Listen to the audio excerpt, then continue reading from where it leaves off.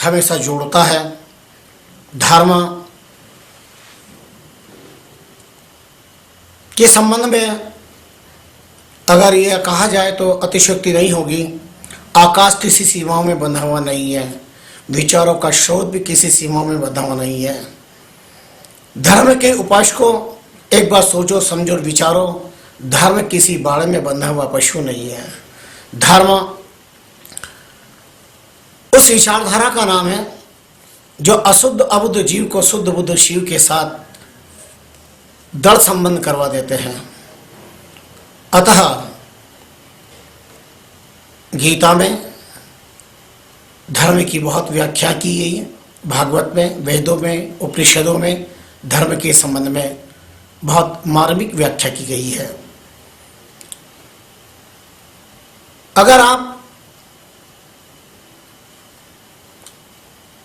दुख से निवृत्त होना चाहते हैं, अशांति से निवृत्त होना चाहते हैं, तो शांति धर्म को आपको स्वीकार करना पड़ेगा। प्रकाश धर्म अंधकार के दुख से निवृत्ति प्रदान करता है। शरीर नग्न है, उसकी कुरूपता अच्छी नहीं लगती है, तो आप क्या त्याग करेंगे? किंतु वस्त्र को धारण कर लिया जाए तो देह की नग्नता की कुरूपता समाप्त हो जाती है। इसलिए धारणा धर्म विद्या हो, धारण करना ही धर्म है।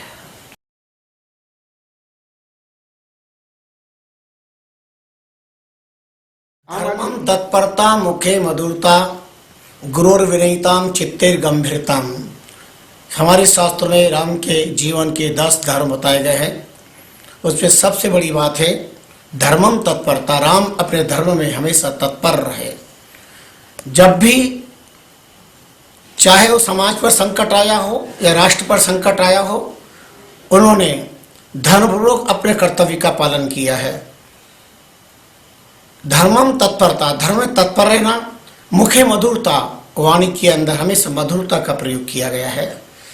आज बहुत बार जब हम संसार में देखते हैं, यहाँ तक कि मैं नाम नहीं लेना चाहता, ऐसी जगह भी जहाँ सारे देश की निगाहें रहती है, सारे विश्व के कान लगे होते हैं, पर भाषावाद पृष्ठवाचक चिन्ह बना होता है, वाणी में मधुरता नहीं होती है। एक दूसरे पे आरोप प्रत्यारोप ऐसे व्यक्तियों के द्वारा लगते हैं जो देश के नायक कहलाते हैं। ये हमारे अंतःकरण का एक दर्द है। भाषा में, वाणी में मधुरता होनी चाहिए। चित्तेर की गंभीरता, किसी विषय का गंभीर चिंतन होना चाहिए। गुरुर विनयता, अपने आदर्श पुरुषों के प्रति विनयता होनी चाहिए। अर्थात जितने भी सदलक्षण हैं वो राम के अंदर विद्यमान थे। ये तो गिनती एक नाम बताए हैं 10, पर ऐसा कोई भी सद्गुण नहीं हुआ जो प्रभु राम के अंदर मर्यादा पुरुषोत्तम राघवेंद्र सरकार के जीवन में नहीं दिखाई देता होगा। एक नहीं, अनंत अद्भुतों का उद्धार परमात्मा ने किया है। परमात्मा का अवतरण ही संसार के अंदर 3 कारणों से होता है। परित्रणाय साधुनाम, विनाशाय च दुष्कृताम, धर्म संस्थापनार्थाय समभामि युगे युगे। ये भगवत उद्घोष है, भगवत वाणी है। पहला मैं संतों का संरक्षण करने के लिए आता हूँ, और संत का अर्थ किसी वेश का नाम संत नहीं है। यह परकार्याणि साधिते स साधु भवति, परोपकाराय सताम विभूतया।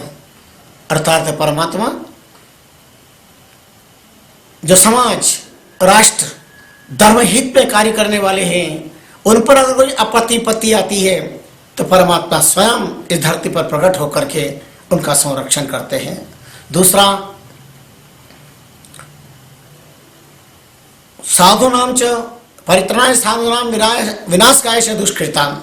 असुरों का संहार करने के लिए, अधर्मियों का उद्धार करने के लिए परमात्मा ने सनातन काल से भिन्न भिन्न रूप में अवतार लिया है, आगमन किया है। चाहे वो तीर्थंकर हो, चाहे 24 पैगंबर हो, चाहे हिंदू सनातन संस्कृति के 24 अवतार हो, इन सब के पीछे एक ही कारण है कि अधर्म को निर्मूल करना और धर्म का संरक्षण। इसको स्पष्ट करने के लिए भगवान ने फरमाया धर्म संस्थापनार्थ है। धर्म की स्थापना करने के लिए ही संभवामि युगे युगे, युग युग के अंदर मेरा आगमन होता है। फिर किसी एक सब्जेक्ट विषय के लिए ही विचार चिंतन करने का क्या औचित्य है कि यही है। राम जी ने तो बहुत सारों का उद्धार किया है, एक का ही थोड़ी उद्धार किया है। भगवान शंकर ने एक का ही थोड़ी उद्धार किया है। कृष्ण ने एक का ही थोड़ी उद्धार किया है। अधर्मी मात्र का उद्धार करने के लिए भगवान का आगमन हुआ है।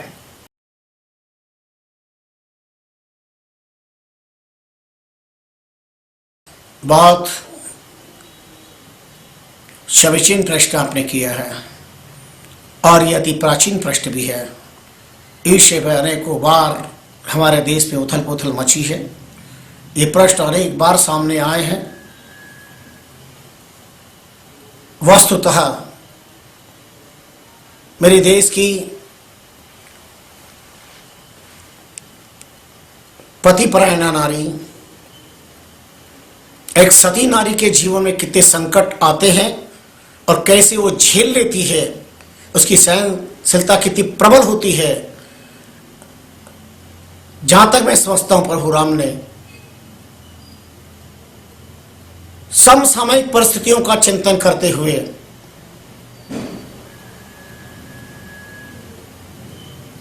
इस प्रकार की अपनी लीला में एक भूमिका अदा करी कि कितना भी संकट नारी पर आए लेकिन वो अपना धैर्य न खोए, अपना धर्म न खोए।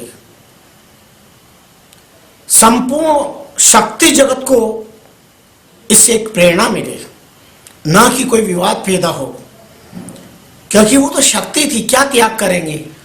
इस धरती पर अनावरण ब्रह्म प्रकट हुए ही नहीं है। यह तो एक लीला है उनका, एक समाज को संदेश देने के लिए एक उपक्रम रचा गया है। वरना ब्रह्म जब धरती पर आए शक्ति को ही अग्रगण्य रखा है। राधा कृष्ण, कृष्ण राधा क्यों नहीं कहते हैं? सीताराम, राम सीता क्यों नहीं कहते हैं? लक्ष्मी नारायण, नारायण लक्ष्मी क्यों नहीं कहते हैं? शक्ति का दिव्य स्वरूप हमारे यहाँ पर वैदों ने नारी को पुण्य गंगा कह करके पुकारा है। यत्र नारीस्तु पूज्यन्ते रमन्ते तत्र देवता।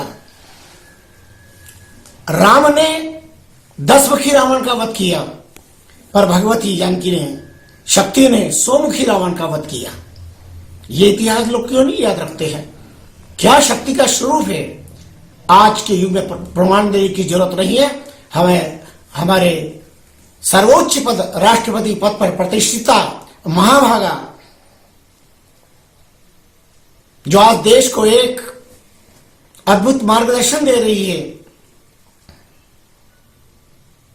राष्ट्रपति पद प्रतिष्ठित द्रौपदी मुर्मू जैसी महान शक्ति आज यहां पर विद्यमान है। संसार की आंख खोलनी चाहिए, शक्ति का स्वरूप क्यों है। और मेरा नाम तो कहना चाहता हूं डंके की चोट, जो नारी रोटी का अच्छा निर्माण कर सकती है वो राष्ट्र का भी अच्छा निर्माण कर सकती है। और यही कारण है कि प्रारंभ काल से ही हमारे यहां पर शक्ति ने हमेशा अग्नि परीक्षाएं दी है, लेकिन लोग अपनी अज्ञानता नादानी के कारण इस प्रकार के प्रश्न तो कर लेते हैं, पर नारी के सकारात्मक रूप को नहीं विचार कर पाते। और वो सब जितने भी अवतार है सब एक एक दिन राम अवतरण, रामनवमी बर्थडे एक दिन, जन्माष्टमी एक दिन, पर शक्ति के 9 दिन नौ दुर्गा की नवरात्रि में आराधना करते हैं। और एकमात्र भारत राष्ट्र शक्ति राष्ट्र है।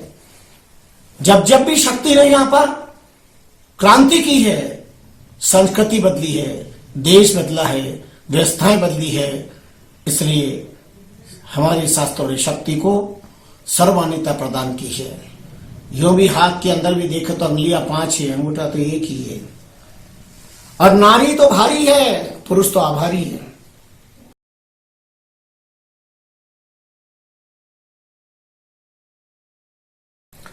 यह बहुत दर्द का विषय है। और उस देश का, जिस देश के अंदर शक्ति की उपासना की जाती है और शक्ति के साथ अनाचार, अत्याचार, पप्पाचार कोई भी कभी सहन नहीं कर पाएगा। इस पर गहराई से चिंतन किया जाए तो सचमुच संस्कार शून्यता की तरफ मैं ध्यान देना चाहूंगा, पूरे राष्ट्र का, पूरे देश का। हर परिवार अपने बच्चों पर तो दृष्टि रखता, गौर करता है कि यहां जाना, वहां नहीं जाना, कि समय पर नहीं करना, ये नहीं करना, लेकिन उसके बाद में भी अपने बच्चों को भी संस्कारित करे कि वह जिस घर में पैदा हुआ है उसकी भी कोई मां है, उसकी भी कोई बहन है, कल उसकी भी कोई पत्नी होगी, उसका भी परिवार होगा, उसकी भी बेटी होगी। यह संस्कार हमें अपने युवाओं को भी देना बहुत जरूरी है। दूसरी बात, महाभारत में एक इतिहास आता है महाराज नल दमयंती का। अर्धवस्त्र दमयंती को जंगल में छोड़ करके महाराज नल चले गए और पर्वत का राक्षस उसके सौंदर्य में मुग्ध होकर के अपने बाहुबल के बल से आगे बढ़ रहा था। उसने बिना दृष्टि उठाए आंखें नीचे गए, आगे मत बढ़ना। वो नहीं माना, बोले आगे मत बढ़ना। वो ताकत के बल से आगे बढ़ रहा था कि उसे अहंकार था, अभिमान था कि मैं बाहुबली हूं। 10 कदम दूर रहने पर आंख उठा के देखा और जैसे ही आंख उठा के देखा उसकी आंख से आग निकली और जल करके भस्म हो गया। ये भारत की नारी का इतिहास रहा है। किसकी ताकत है, कोई आंख उठा के देख ले, किसकी ताकत है। किंतु नारी की विडंबना है, एक हीरे की प्राप्ति के लिए 1000 बार कांच के टुकड़े से उसे घायल होना पड़ता है। यह बदनसीबी है। दूसरी बात, संस्कारों को देख नहीं पाते, भावुकता में शक्तियां बह जाती है। यह बहुत बड़ा दुर्भाग्य इस देश का। मैं भारत की बेटियों से कहना चाहता हूं, बहुत जरूरी जागृत होना। पहले कुछ बोलो मत और सामने आए तो कभी छोड़ो ना। झांसी की रानी बनकर के, महारानी दुर्गा बनकर के संस्कृति की रक्षा करो और स्वधर्म श्रेयांसी पर धर्मो भयवा।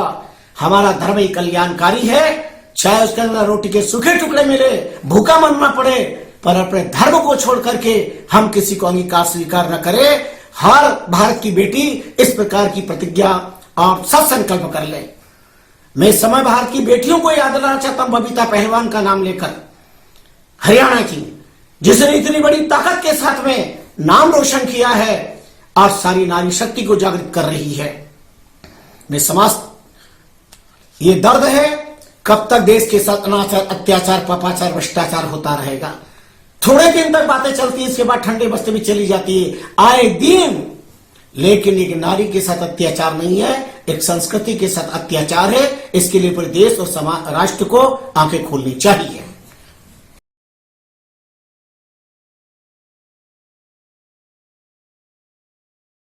बहुत अच्छी बात पूछी आपने। बात पहले भी पत्रकार ने मुझे पूछी थी कि संतों का राजनीति में दखल करना कहां तक औचित्यपूर्ण है। तो मेरे राम ने कहा था बहुत आत्मविश्वास के साथ, खल का कहीं भी दखल होना ना हानिकारक है। खल, शैतान, षड्यंत्रकारी, दुष्ट का, खल का कहीं पर भी दखल होना हानिकारक है और संत की कहीं भी उपस्थिति होना उस विषय को सुख प्रदान करना है। और किसी भी जगत में संत हैं तब वह उस जगत को उन्नत करने के लिए अपनी तपस्या समर्पित करते हैं। इसलिए संत का दखल नहीं होता, संत के सकारात्मक हस्ताक्षर होते हैं। वो हमेशा समाज और राष्ट्र के चहुमुखी विकास की मंगल कामना करते हैं। अपना समय, अपना संयम, अपनी शक्ति, अपनी श्वास भी राष्ट्र के विकास के लिए समर्पित करने की भावना रखते हैं। तुलसीदास जी ने कहा, साधु ते होय न कारज हानि, संत से कभी कार्य की हानि नहीं होगी। संताप का अंत करे वो संत, समस्या का समाधान करे वो संत। संत की कई प्रकार की परिभाषाएं हमारे शास्त्र में मिलती है।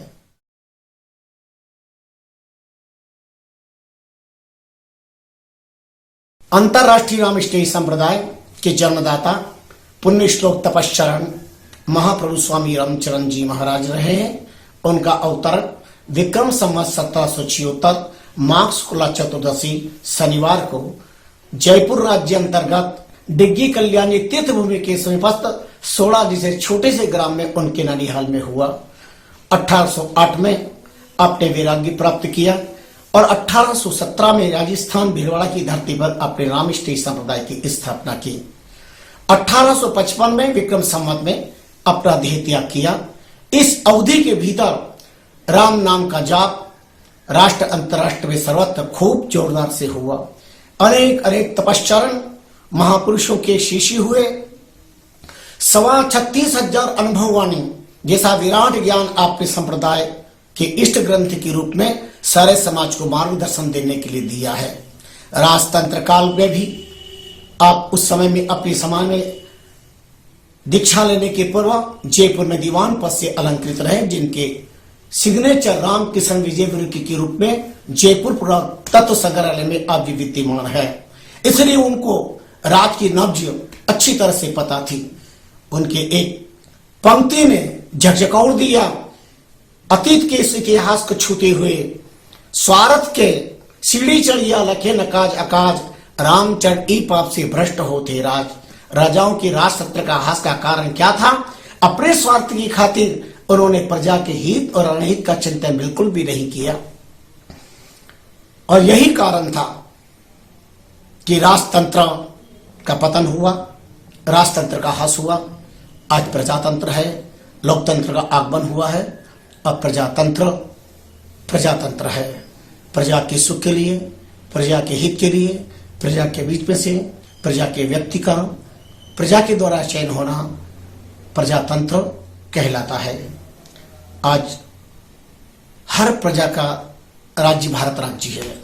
मैं सोचता हूं राम राज्य से भी सबको उच्च कोटि का राज्य ये हमारा राम राज्य से उच्च कोटि का राज्य भारत राज्य है। हर व्यक्ति को अपनी बात कहने की स्वतंत्रता है, बोलने की स्वतंत्रता है, विचार देने की स्वतंत्रता है, कार्य करने की लिए स्वतंत्रता है, राष्ट्र को चहुं की विकास करने की स्वतंत्रता आज के राष्ट्र में है। रामकृष्ण संप्रदाय का लक्ष्य रहा है प्रत्येक प्राणी को सुख देना, धर्म प्रचार करना, देश की भटकती हुई तरुणाई को राष्ट्रभक्ति का सच्चा मार्गदर्शन देना। बचपन जो विकृतियों का शिकार हो रहा है, छोटे छोटे मासूम बच्चे जो आज मोबाइल के खातिर अपना रास्ता बदल रहे हैं, मासूम है भी आज, लेकिन विकृतियों के शिकार हो रहे हैं, उन्हें संस्कृति की ओर मोड़ना, नारी शक्ति का शोषण जो अत्याचार हो रहा है उसके संबंध में समाज को जागृत करना है। यही रामकृष्ण संप्रदाय का लक्ष्य है। भारत देश में अनेक रामद्वारे, आश्रम को रामद्वारा कहते हैं, संत को राम जी कहकर के पुकारते हैं। महिला की धरती पर भी कई रामद्वारे अंतरराष्ट्रीय रामकृष्ण संप्रदाय के हैं जो सदा सर्वदा अपना भक्ति का मार्गदर्शन देते चले आ रहे हैं। 250 वर्ष पुराना ये रामकृष्ण संप्रदाय है।